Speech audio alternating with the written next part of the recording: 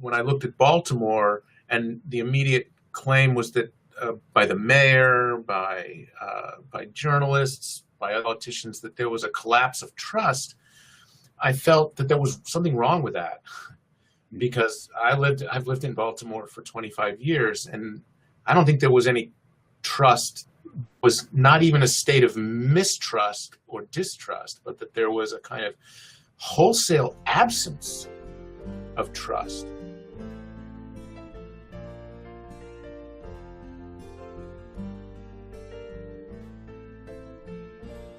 Hi, everyone, and welcome to this episode of the RavenCast. I am Adam Erickson, and the RavenCast is part of the Raven Review, an online magazine where we write and talk about mimetic theory and the rivalry, violence, and scapegoating that so often divides our communities. Our motto at the Raven Review is change your view, change the world. So if you like to hear new perspectives on religion, politics, pop culture, and current events, perspectives that seek to bridge divides and bring people together, then come on over and check us out. Subscribe to the Raven Review at theravenfoundation.org. Today, I'm so excited because we have the distinct pleasure of talking with Dr. Stephen McKenna. Hi, Steve. Hi, Adam. It's just really great to have you here. I'm excited for our conversation. Steve is an associate professor and chair of media studies at the Catholic University of America. He is also the director of the Rhetoric program there.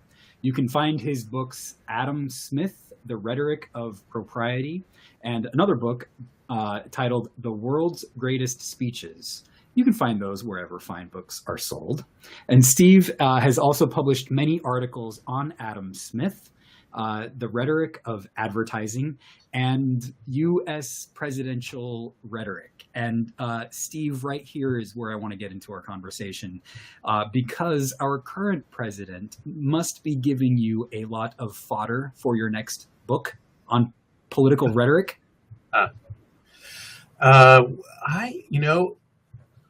Somebody asked me about his speeches and my thinking about it in a magazine a couple months ago, and I said at the time, I don't really think he gives speeches. He leads rallies. Yeah. Even these days, we've seen a few teleprompter-driven speeches that seem, at least, well, they can be strange as well. So. Right. Yeah, he's definitely given us fits and starts. I think Mimetic Theory, from the very beginning of his run for president, has been a good vade-mecum, a very good thing to keep by your side when you think about some of the techniques. That sounds perhaps a little too thought out, but he certainly has a kind of a shtick, and that's something that we people who study the history and theory of rhetoric associate with sophistry. It's not to say necessarily that all sophistry is bad, but in a famous dialogue called the Gorgias, Socrates was speaking with some sophists and asking them what political rhetoric was and what kind of art it was. And they weren't good at giving an answer. And he said, well, I'll give you the answer. It's really not an art. It's a knack. The Greek word he used is tribe. But when I teach it to undergraduates, I don't know if they get it, but I like the Yiddish word shtick. It's something that you kind of do without really knowing the principles of what's going on, but it seems to work in some narrow sphere. So that's kind of the way I approach his political rhetoric, if it even is some political sometimes. Right. Well, we'll talk a little bit more about that later. But Steve is one of the main speakers at the upcoming celebration of the Raven Foundation's 10th anniversary. That event is titled Hard Times for Truth. Steve and Vanessa Avery, a good friend of the RavenCast, will conduct a workshop titled Hot Times for Scandal. And if that title is not enough to get you to come to Chicago, I don't know what is. It's going to be on October 21st at Loyola University in Chicago, I think in the Water Tower campus. I'll be there. I'll yes. Go where I'm told to go. Good. Good. Well, if you can make it to Chicago, I'm pretty sure it's at the Water Tower campus on October 21st. And it centers around Heidi Stillman's theatrical adaptation of the novel Hard Times by Charles Dickens at the famous Looking Glass Theater in Chicago. If you can't make it to Chicago that weekend, Steve and Vanessa's presentation will be streamed live, I think on the Raven Foundation website, ravenfoundation.com. Go to Raven Review to find more information about how you can watch the live streaming event. Steve and I met last summer at the Colloquium on Violence and Religion in Spain, and Steve is coordinating the next Colloquium on Violence and Religion. And Steve, I thought we might start off talking a little bit about the conference. What do you have planned? There are people who probably don't know what this Colloquium on Violence and Religion is. I know it's a big, broad conference, but if you can kind of explain it a little bit and then talk a little bit about the specifics of the upcoming conference. Yeah, okay. So the Colloquium on Violence and Religion is a society, a group. I like the word colloquium. It means a kind of ongoing conversation amongst people who are interested in Mimetic Theory, who are interested in the work of René Girard, whether it's in examining the theory directly or applying the theory to all manner of things, whether it's literature, politics, sociology, obviously big applications in theology. One of the things I like about it as a group conference is that it is truly interdisciplinary. I'm a rhetorician by trade, and so we like to think that rhetoric invented interdisciplinarity. So I go to some rhetoric conferences, but I've never seen a degree of interdisciplinarity in the way that I've seen at cover conferences. You get academics, you get clerics, you get lots of working professionals, public servants, and there's a great communal feel to it as well. It is one of the warmest groups of places to go learn and exchange. So it's about, I should know this, but it's 30 years old, essentially. They've been meeting annually. And that's one of the things that I love about the conference is the warmth of the people there and just the friendliness. And it's one of the best conferences that I go to specifically for that reason, and especially as like a non-academic. It's not like intimidating to go. Like everybody's just friendly and nice. So we need the non-academics to keep us honest. That's good. So I do. I'm a fairly latecomer to cover conferences, unfortunately for me, but since I've been going, I've really taken a lot out of it. It's been really important to the work that I've been doing, as well as to my teaching, and also just connected me to a whole network of people who I find to be fascinating and committed, and many of whom have become good friends. So it's a great conference on that scale alone. They must have some trust in me because they put me in charge of organizing the conference next summer. It will be here at my university, the Catholic University of America in Washington, D.C., the 11th to the 14th of July next summer. And the conference theme is After Truth. That's a good segue from the discussion of our commander-in-chief, I suppose. The theme was originally sprung to mind for me as I was hearing and listening to this commonplace drift into lots of our public discourse that we live in a post-truth moment, a post-truth age, and I think that anytime something drifts into very quickly to becoming a commonplace. We ought to interrogate it. I don't think we're in a post-truth age. If we were in a post-truth age, we wouldn't know it by definition. But it certainly springs from this idea that a kind of post-factual cultural moment, a moment when truths and facts, alternative facts, fake news, seem to have taken on a certain kind of life of their own in very, very recently. I think it's not recent, but I think that what we're seeing is a kind of a crudescence of it in a certain way that is really worth asking about. And so it also made me think of a book that's got to be about 30 years old, a collection of essays that was edited by the political philosopher Paul Dumichel, who's I know a friend of the RavenCast and the Raven Foundation. And it was called, I think it's called Mimesis and Truth. The question of truth is one that Mimetic Theory has been engaged with from the very beginning. The very title of Girard's first book, Mensonge Romantique, a romantic lie.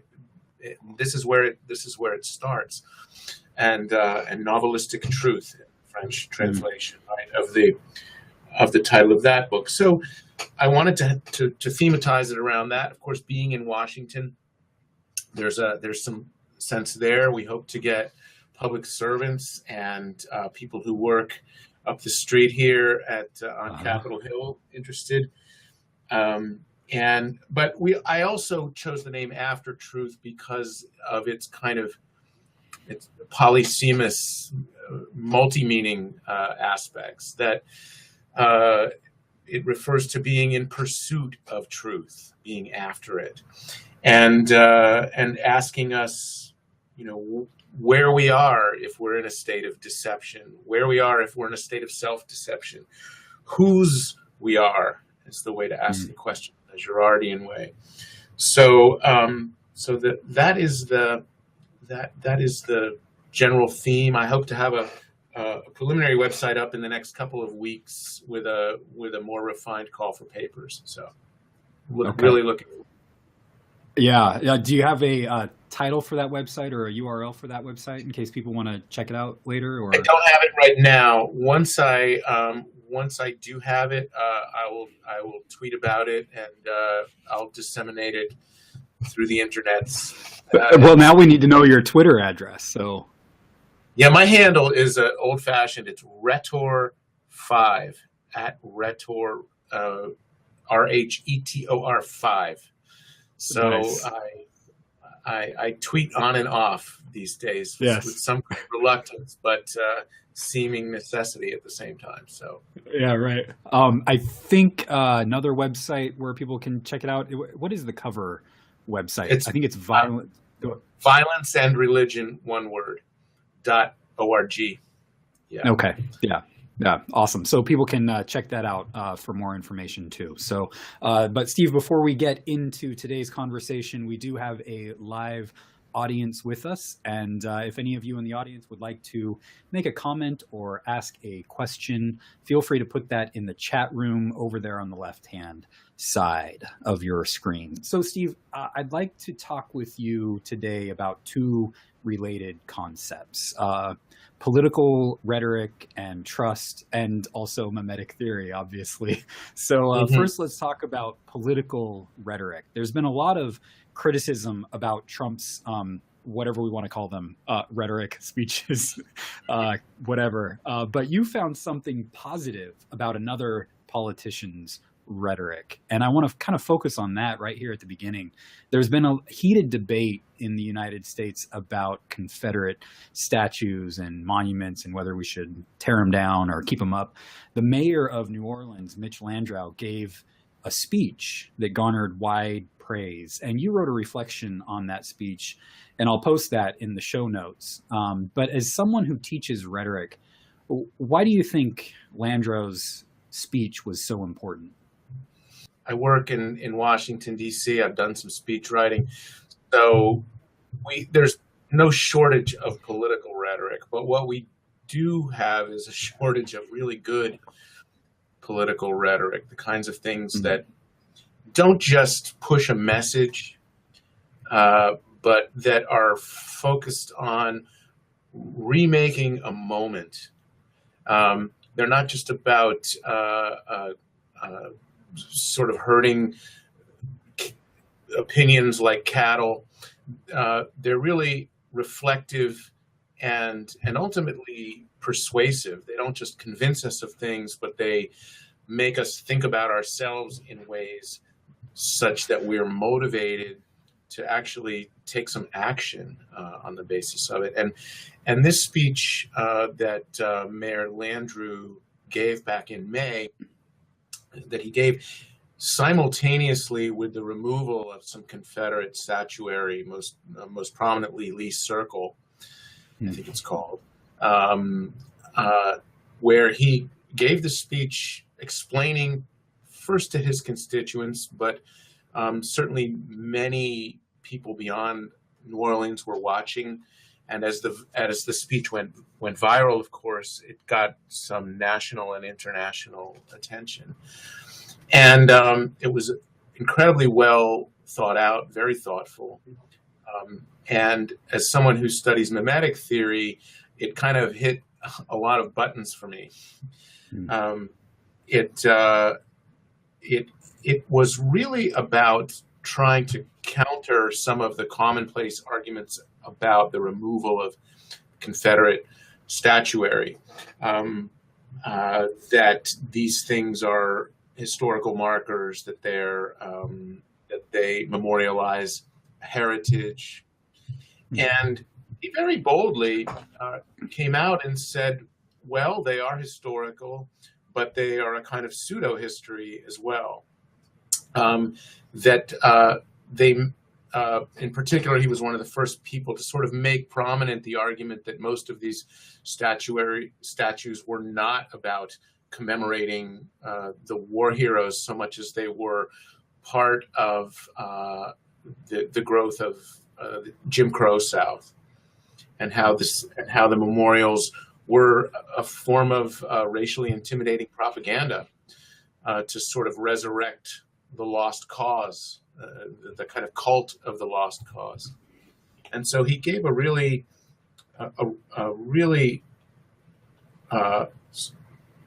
historically fine-tuned discussion of that, and talked about the way it had pushed out other historical narratives.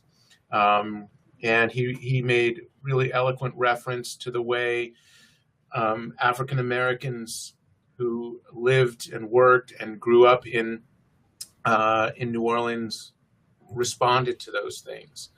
It's also a very polyvocal speech. He speaks not only for himself, but he cites Martin Luther King, Nelson Mandela, but also George W. Bush, Obama, and you have to kind of behold the speech in its entirety. It's not that long, maybe about 25 minutes, but it was very moving, and moving to be thinking that as he was giving the speech, the statues were being taken down at his direction.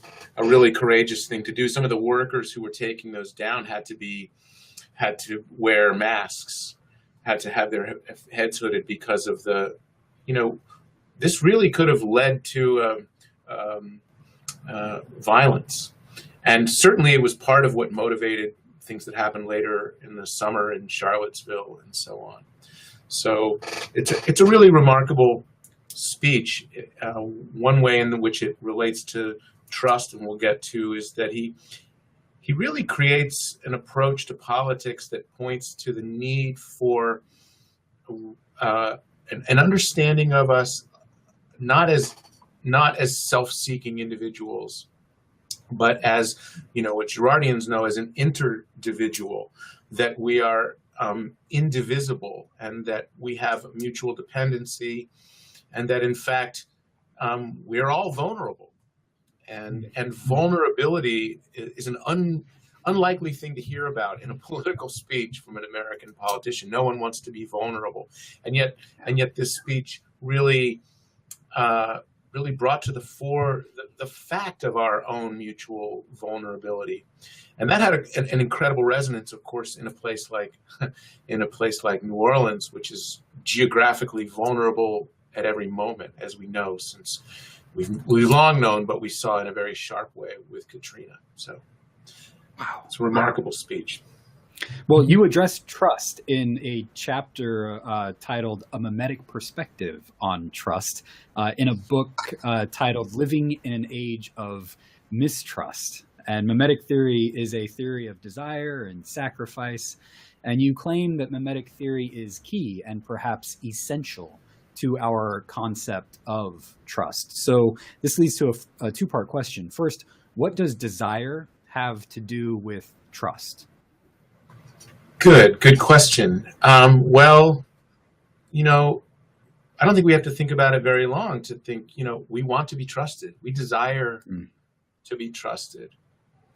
And we also desire to trust others. But in human experience, we know the perils of that at times, trusting someone who turns out not to be trustworthy. So it is tied up with desire, just at a very fundamental level. And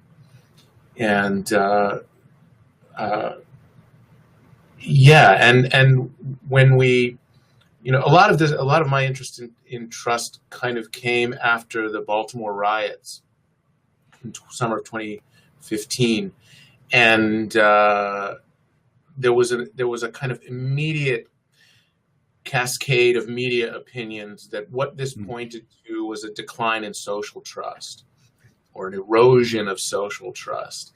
And this just became a kind of received idea immediately. And it is one of the things that led to this book, this Routledge book called Living in an Age of Mistrust, where mostly social scientists, some of my colleagues in our Department of Politics, organized a conference around this. And I showed up as the token humanist. Nice. But I also felt like a lot of the discussions of trust, whether in the media, whether in well-intended journalistic pieces, but also in a lot of social science approaches to trust, that they were lacking something.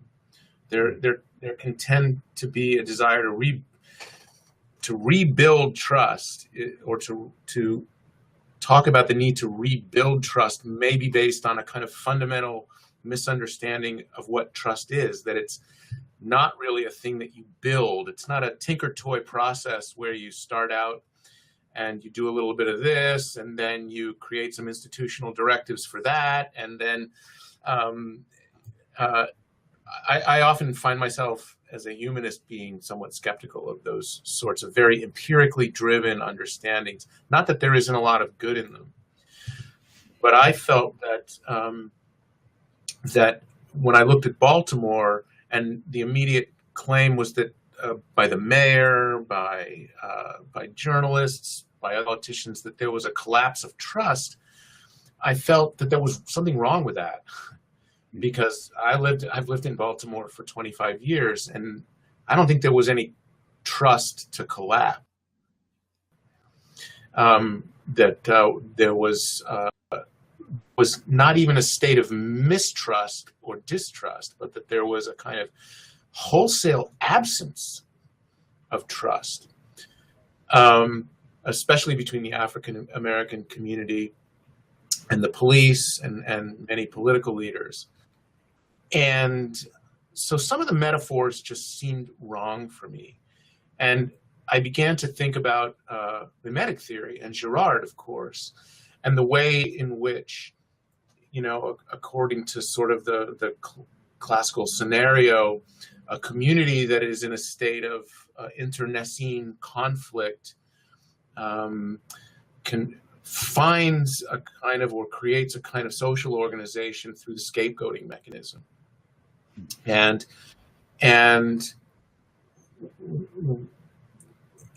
I feel like sometimes the kind of social cohesion's too strong a word, probably the kind of order that comes about may look a lot like trust. It may, the people who are engaged in the sacrificial processes of keeping the mechanism running and feeding the mythical narratives that help keep it alive and available for use, they may think that they trust one another. But I think that kind of trust is something that I coined, it's not really brilliant, but I called it a sacrificial trust. I think it's brilliant. When I read sacrificial trust, I was like, I've never seen that before, and it makes a lot of sense of the situation. So, yeah, right. Because if I trust you, because we're engaged in a kind of pseudo cohesion, that we know is not going to last. We're going to need the mechanism again next time, right? And if I call that thing trust, I think that's a strange metaphor.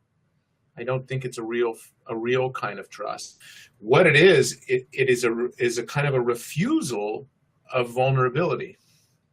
It's like, I'm not going to be the next victim, so I'm going to be on the side of the accusers. I'm going to be on the side where power has coalesced, supposedly to protect myself. Now, that's a canard, of course. Almost anyone can become the next victim, although the deck, of course, is highly stacked. But to call that thing trust seems to be really a misnomer. And I've seen plenty of discussions of trust that seem not to be aware of this possibility for a pseudo trust. And if you're trying to rebuild pseudo trust, you're not rebuilding anything. You're just setting things up for the next catastrophe, the next collapse, and that's what we see in the United States, especially these kind of paroxysmal moments. They seem of late to becoming more frequently, and then the media narratives scratch their head and say, well, gee, I'm really surprised to see this. I remember watching the Baltimore riots when they were happening, just a few miles from my house, and watching Wolf Blitzer talk over a helicopter shot of clashes on North Avenue, and having him say, folks, we just haven't seen this in America before. Right. And I thought, are you kidding me? So we're constantly sort of, we seem to be taken by surprise by it.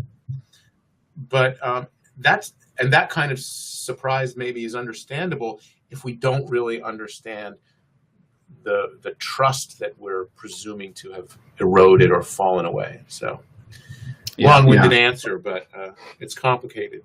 Lindsay has a comment. She says, an order built on scapegoating is not held together by trust, but by mutual refusal of vulnerability. That's brilliant, she says. Steve, you've been called brilliant twice. That's awesome. And that's why you can't rebuild. And that's why you can't rebuild trust when the scapegoating mechanism is exposed. The vulnerable have known all along that trust was lacking, part of the intelligence of the victim. That's right. I really like the work of the bioethicist Honora O'Neill, who has written very eloquently about trust. And, one of the things she says is that we have a real conceptual problem if we're even starting from the metaphor of building trust. She says that trust is fundamentally something that is given. All I can do is give you trust, and that gesture is always betokens vulnerability. I don't want to speak above my pay grade, but the Christian theological word for it is kenosis, right? A self-emptying. And it seemed to me that mimetic theory was a way of trying to amplify Honora O'Neill's point about trust, and that it really has to begin on a fundamentally human level, and a human level that understands the human as interindividual and as mutually vulnerable. And if you're not working in that framework, you may be working in public policy, but you're not really interested in the question of social trust, from my point of view. Yeah, I love the quote that you bring out from O'Neill. Well, now she's brilliant. She's brilliant. And you mentioned earlier that this takes vulnerability, and you said that nobody likes to be vulnerable, right? So how do we move into that space of being vulnerable for the greater good of creating trust? Yeah. We have to be virtuous. I don't. Well, there's probably no one thing you can do. It's not a question of following a recipe. It's a question of being a certain kind of person who understands the nature of personhood.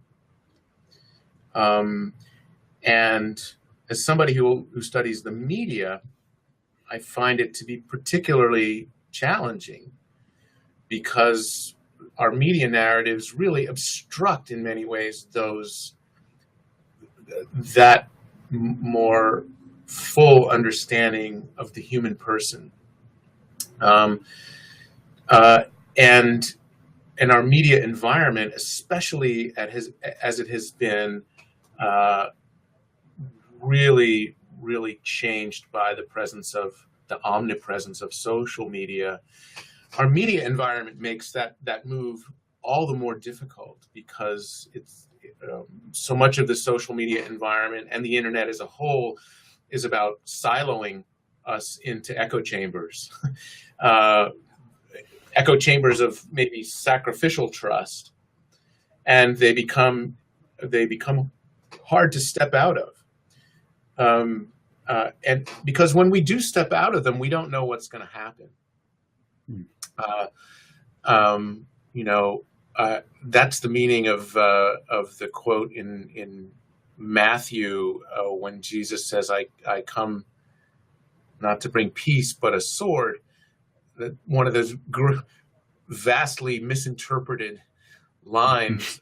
Girard himself talks about it, and he says, when I take away the sacrificial mechanism, if I take away sacrificial trust from you, I might say, or if I give up on my own investment in sacrificial trust, I don't know what's going to happen. And there's a very high likelihood that bad things are going to happen, that I may become the next victim. And people don't want to go there. But our media environment, especially the social media environment, massively works to frustrate that. One really good piece of evidence that I've just been looking at, I don't know if you've been following the question of the Kremlin, presumably the Kremlin buying advertising placement on Facebook, right? There are going to be hearings here in Washington shortly. And I also have studied propaganda quite extensively, and I have a big book project on propaganda. And Girard has slowed me down in that project because it was about midway through the project when I started really reading Girard and felt like, wow, I need to bring mimetic theory to an understanding of propaganda. But some of the Russian propaganda that we're seeing is kind of a little bit counterintuitive. Now, I haven't seen it all, but you would perhaps expect that if Putin wanted to sink Hillary Rodham Clinton's campaign, and if he wanted simply to back Trump for whatever reason, that you would see agitational propaganda moving exactly against those lines. And some of the propaganda, some of the posts, and I guess this is true with a lot of the Twitter trolling, it seemed to be less objectively one side or the other, It, it was just designed to create conflict. It was designed to magnify controversy, irrespective of what the controversy was. Whether it was Donald Trump's clownishness or his lewd remarks about grabbing women, or whether it was the idiotic thing about Pizzagate. There seemed to be a sense of an objective in this particular propaganda incursion to create divisiveness and to abet the siloing of people into their echo chambers, rather than to sort of marshal everybody in one direction against the other. And so, for me, to bring it back to trust, if you want to destroy a society, or you want to destroy an opponent, what you would want to do is to magnify sacrificial trust and amplify it and drive it as hard as possible. And it seems to me to be that this particular propaganda effort had an intuition about that. And at least to this point, it seems to have worked. I don't know. I have one of my seniors is doing her senior thesis on that very topic. So come back in a few months. Good. She'll be on the RavenCast next week. How about that? Yeah. It reminds me of this sowing discord is the satanic mechanism. Gerard has helped me understand these phrases in a really helpful way. The Satan is is the mechanism that gets us to accuse one another of various things and sow discord and mistrust. The other thing that you bring up in your chapter is apocalypse. And you write that the events in Baltimore were apocalyptic. And I'm wondering if you can walk us through some of the events and what you mean by apocalyptic. Yes, I will. Before we do that, I want to just maybe add one more thing, throw one more little thing into the discussion of the sowing discord. And then this ties back, of course, also thematically to this question of the post-truth moment. And you were talking about Satan, and one of his names, of course, is the father of lies, right? Mm-hmm. And lies can sow discord. One of the things about fake news posts and fake news tweets is that they're not lies so much. And this is also applies to, I'm not the first one to have said this, but one way of qualifying the lies of President Trump, which have been, exhaustively cataloged by the New York Times, that lying is actually not the right way to understand what's going on. The better word here is, and we're not on public broadcasting, so I can say it, is bullshit. Yes. which is actually a serious term popularized by the Princeton philosopher Harry Frankfurt in a little book called On Bullshit. And he makes a very, very important distinction that relates to this and its potential for sowing discord, and also for understanding what it is we mean by a post-truth moment. Do we mean that everybody's lying? No, everybody could be bullshitting. And so the distinction that he makes is that a lie is knowing the truth and actually, in a perverse way, caring about the truth enough to violate it, to sin against it. I think that Frankfurt somewhere says that every lie pays a backhanded compliment to the truth. Or there's a line I love in Crime and Punishment where I'm going to forget the Russian name of the chief inspector, but he's being spoken to by one of the deputies who says, I'm asking everybody about this horrific murder, and it's killing me. Everybody's lying. And the inspector says, A lie is a wonderful thing. It always leads back to the truth. And but BS is different. BS is saying what you're going to say with no regard for the truth, irrespective of the truth. And so that fake news propaganda seems to be of that nature, and in an odd way also a correlative of the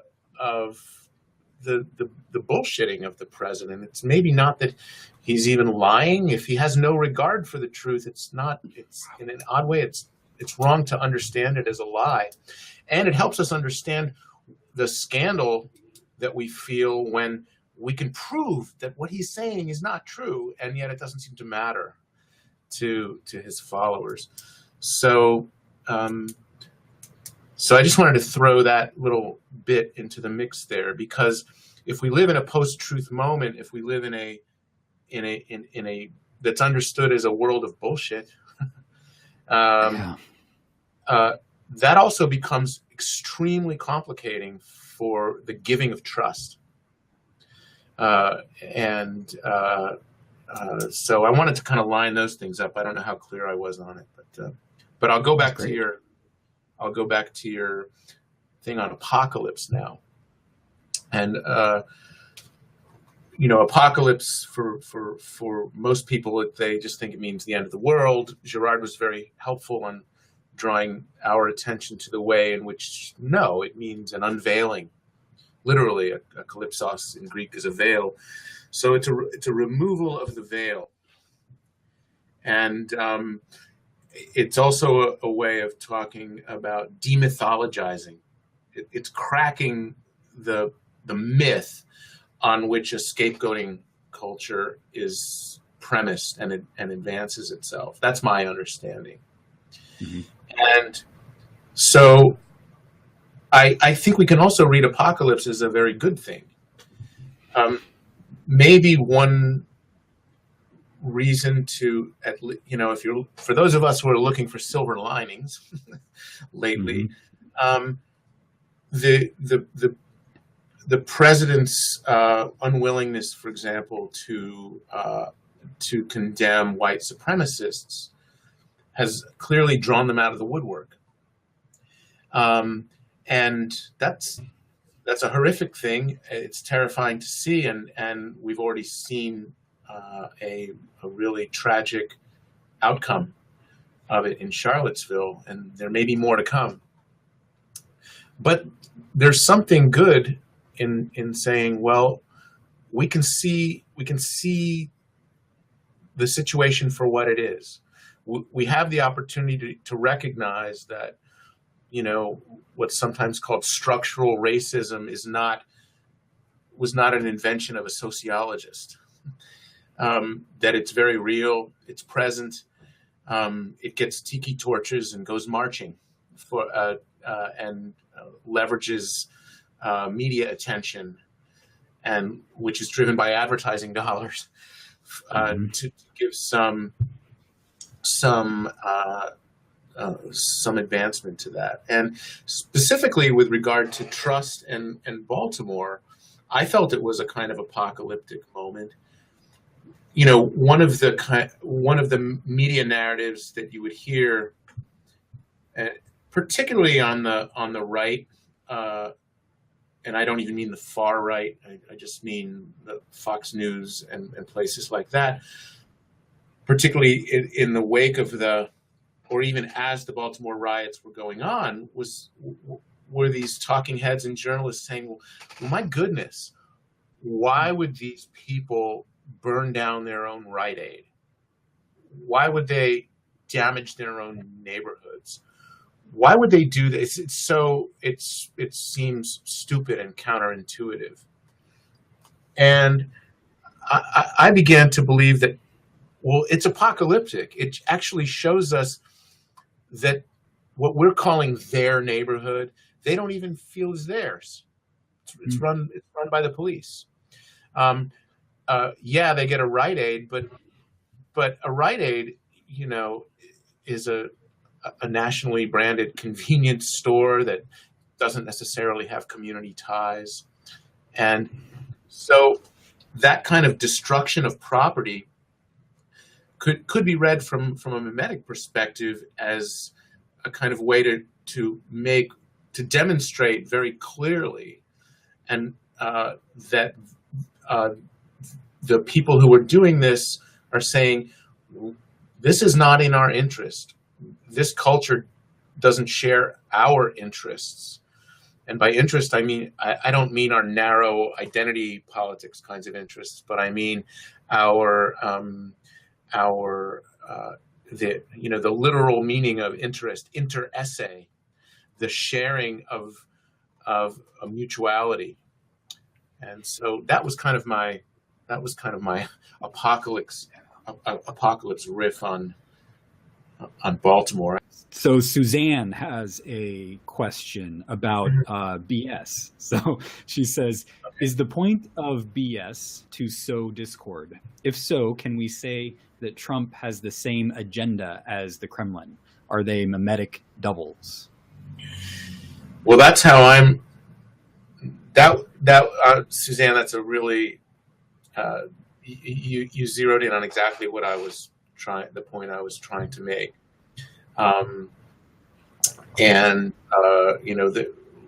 Lots could be made about the mimetic doubling of these two strong men, one of whom wants to pretend that he's democratically supported, rather than sort of tyrannically supported. The other of whom wants to be a dictator, I think, and one of whom controls the media absolutely, one of whom doesn't, and but makes a lot of hay over that by essentially trying to discredit anything that doesn't support his narrative. So there's plenty of mimetic doubling there. But yes, I think that I would agree with Harry Frankfurt that in a lot of ways, bullshit is more dangerous than lying.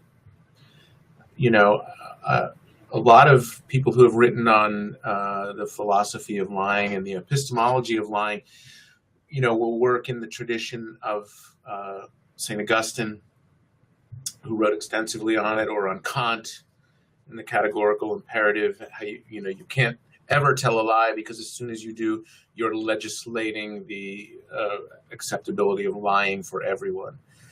And I wouldn't go perhaps as far as Kant, and even maybe as far more Augustinian, I suppose. But they really weren't yet countenancing the issue of bullshit. Frankfurt begins in a very playful way talking about everyday bullshit. The bullshit artist, or the bull session, which is when people sit around over a beer and they talk about their great days playing sports in high school or something like Right. that, and may or may not be true. It's harmless, but the truth of it is not the point. And I think that kind of everyday BS is okay. It's not harmful, but when it filters into every aspect of your life, when it becomes the kind of standard mode of discourse and the means by which you do all communication, then it's very dangerous. A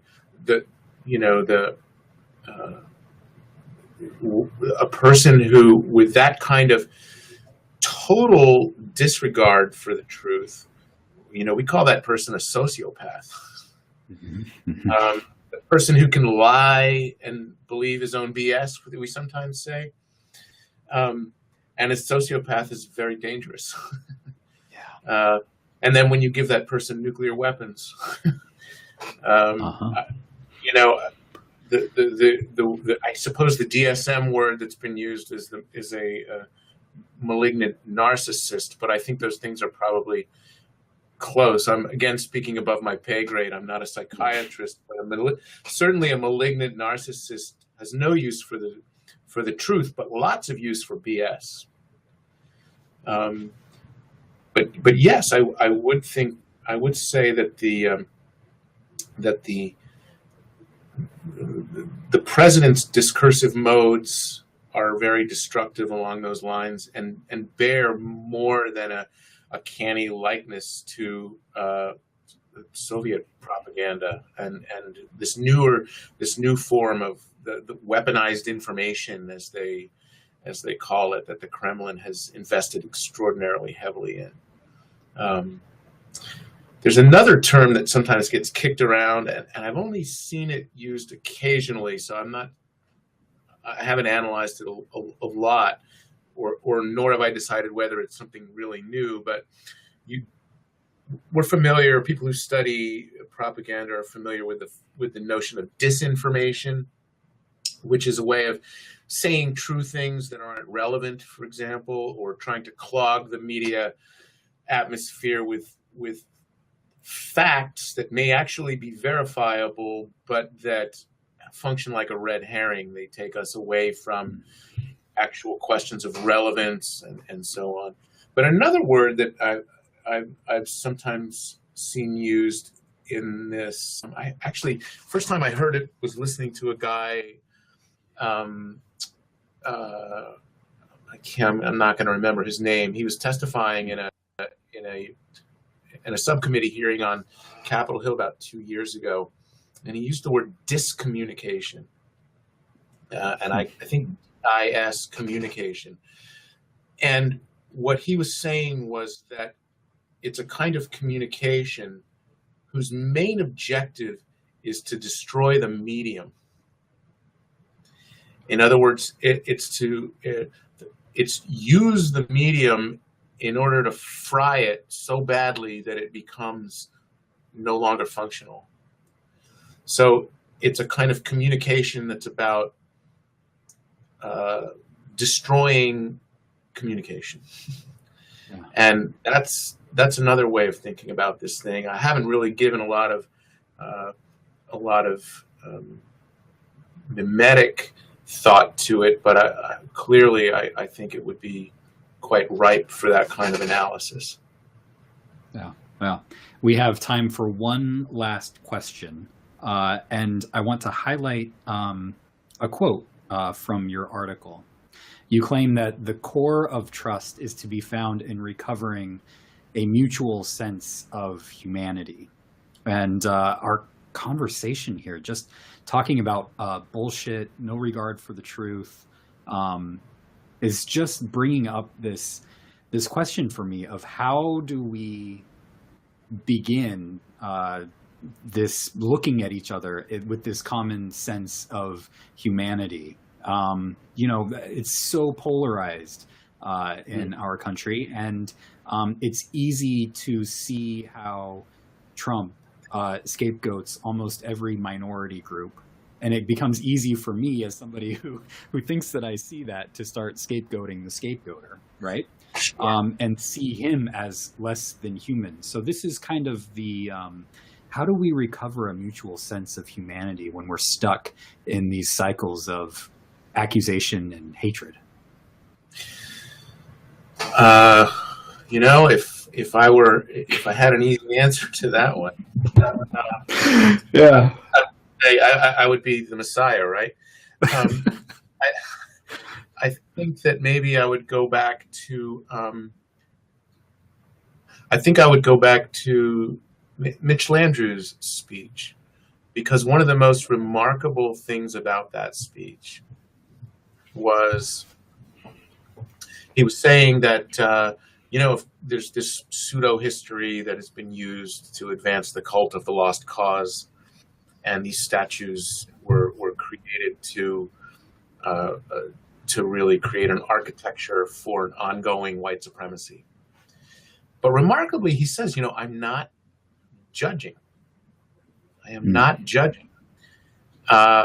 He himself grew up in New Orleans and was certainly part of that persecutorial culture, that discourse of persecution for a long time. And he literally he came out and said, I'm not judging. He ends the speech with a very famous passage quoting Lincoln's second inaugural address, with malice towards none, with charity for all. And that, that takes a lot of chutzpah for a politician to quote that.